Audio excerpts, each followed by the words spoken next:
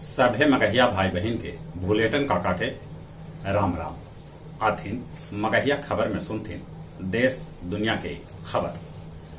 उत्तराखंड में राजनीतिक उठापटक के बीच 4 महीना के अंदर राज्य के तीसरा मुख्यमंत्री भेटैतन। आज पुष्कर सिंह धामी मुख्यमंत्री पद के शपथ लेतन। उत्तर प्रदेश पंचायत अध्यक्ष चुनाव में भाजपा 75 में से 67 सीट पर रिकॉर्ड जीत हासिल कैलक। अनलॉक 4 बिहार में शिक्षण संस्थान खोले के भेटा सके है छूट। बीपीएससी 66वीं मुख्य परीक्षा 29 से 31 जुलाई तक लेवल जाए। 30,020 को सेकेंडरी +2 शिक्षक नियुक्ति के अंतिम मेधा सूची 31 अगस्त तक तैयार हो जाए। अपन देश में पिछलका 24 घंटा में 42,750 कोरोना संक्रमित भेटैलन। पिछलका 24 घंटा में 932 को कोरोना मरीज के मौत के भी खबर है। फेसबुक 15 मई से 15 जून तक 3 करोड़ से बेसी सामग्री के कैलक कार्रवाई। नालंदा से पावापुरी और बोध गया के सीधा रेल लाइन से जोड़े के योजना है। पूर्व विधायक माहेश्वरी सिंह राजद में शामिल हो गए। इस अवसर पर नेता प्रतिपक्ष तेजस्वी फिर से कहलन कि ई सरकार गिरना तय है। छत्तीसगढ़ में नक्सली सभे 6 गो वाहन में आग लगा दिलन। एगो कर्मी के भी मौत के घाट उतार दिलन। पंजाब में बिजली संकट गहरायल है। लोग सड़क पर उतर के प्रदर्शन कर रहलन है।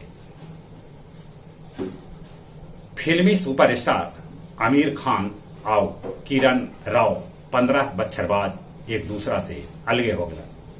छपरा सिवान NH 531 पर नया बाजार भी एगो बिलेरो 4 आदमी के रौन देल, जकरा में 3 आदमी के मौत हो गए।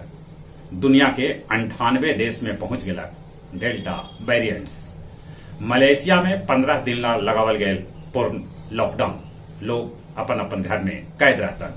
उन्हें पुर्तगाल में नाइट कर्फ्यू फिर से लगा देवल गए। जापान में भूस्खलन से 80 गो घर गिर गए। सैकड़ों आदमी लापता हो गए। यूक्रेन में महिला सैनिक हाई हिल्स पहन के कैलन परेड। देश में होल बवाल। सैंडल लेके सांसद पहुंचलन संसद भवन में। फ्रांस में राइफल डील के जांच शुरू हो गए। ओलांदा और मैक्रो से पूछताछ संभव है। नेपाल में प्रधानमंत्री ओली के खिलाफ विपक्षी प्रदर्शन कर रहा है। गया पितृपक्ष मेला के लेके पंडा समाज प्रधानमंत्री भी लिखलन चिट्ठी। ओडिशा के ईवीएम से करावल जाए गया जी में पंचायत चुनाव।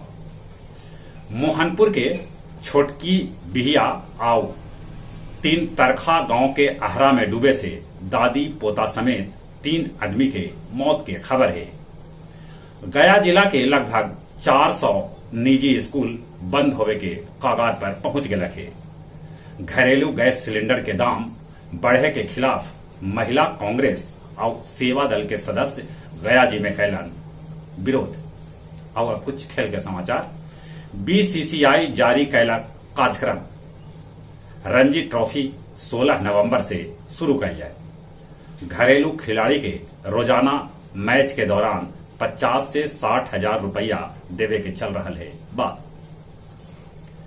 भारतीय महिला क्रिकेट टीम के कप्तान मिताली राज के कप्तानी पारी से तीसरा वनडे में भारत इंग्लैंड के 4 विकेट से हरा दिला। यूरो कप में चेक गणराज्य के 2-1 से हरा के डेनमार्क सेमीफाइनल में जगह बना लेला। उन्हें कोपा कप में चिली के 1-0 से हरा के ब्राजील अंतिम 4 में जगह बनौला। ओलंपिक में सोना जीते पर झारखंड सरकार 2 करोड़ रुपया के इनाम राशि दे। जहां तक मौसम के सवाल है, मौसम खुला है, बाकी पानी के आशंका है। उत्तर बिहार के नदी में बाढ़ आयल है। अपने लोग से निहोरा कोरोना से बचे ले, मुंह और नाक पर मास्क लगाते, सोशल डिस्टेंसिंग के पालन करते, दिन में नीमन से 5 बेर हाथ धोते और उम्र जे 18 बच्चर हो गई है तो वैक्सीन जरूर लगवाते। चलिए अपने सभी के एक बेर फिर से बुलेटिन काका के राम राम।